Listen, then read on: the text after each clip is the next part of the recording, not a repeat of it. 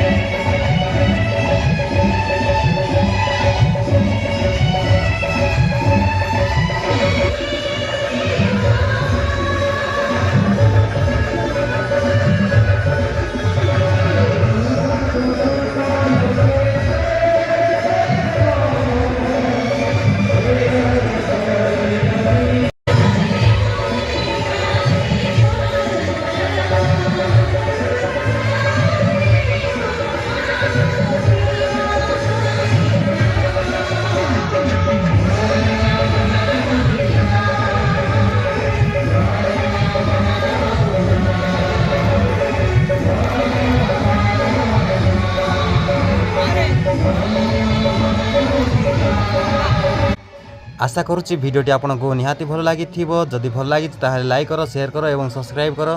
जदि नुआ जदि आसछन्ती चैनल को ताहले मते सपोर्ट करंतु। रहिले हाले।